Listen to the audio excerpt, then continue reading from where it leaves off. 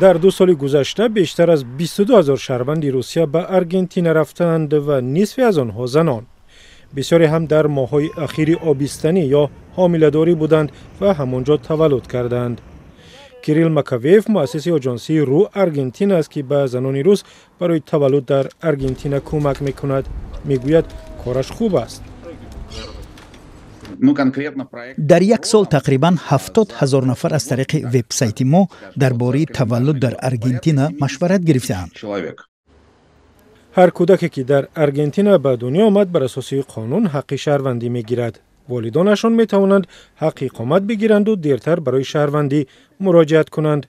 شناسنامه آرژانتین به روس‌ها اجازه می‌دهد آزادانه به 170 کشور سفر کنند.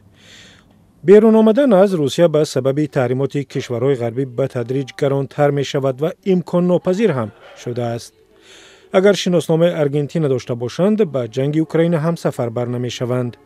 ناتالیا کسینافونتووا وقتی طفلی سوم در بطنش بود از شهر اوفا به آرژانتین کوچ بست. من 2 پسر دارم. ما آرزو داشتیم که در آینده در اروپا تحصیل میکنند و زندگی زیبایی خواهند داشت، ولی همه این آرزوها در یک روز از بین رفت. وقتی ماه اپریل فهمیدم آبستن هستم، ما زیاد اندیشه کردیم و به این قرار رسیدم که روسیه را ترک کنیم. مقامات آرژانتین میگویند بسیاری از زنان روس بعد از تولد در کشور نمیمانند. سال گذشته نصف از 13,000 شهروند روسیه که به آرژانتین آمدند اینجا را ترک کردند. اکثریت هم زنان آبستنی بودند که بعد از تولد رفتند. ماه فوریه فلورنسیا کاریگانو مدیر خدمات مهاجرتی آرژانتین اعلام کرد از این پس با آن شهروندان روسیه که بعد از زایمان در کشورش اکثرا در بیرون زندگی میکنند حق اقامت نمیدهند.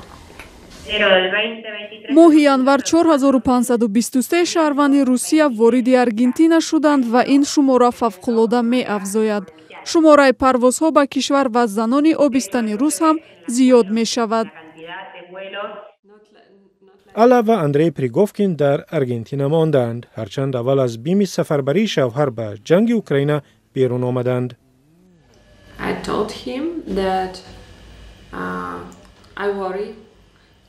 من با او گفتم من از سفربری تو میترسم. میترسیدم که در جنگ کشته شود و من فرزندم را تنها بزرگ میکنم.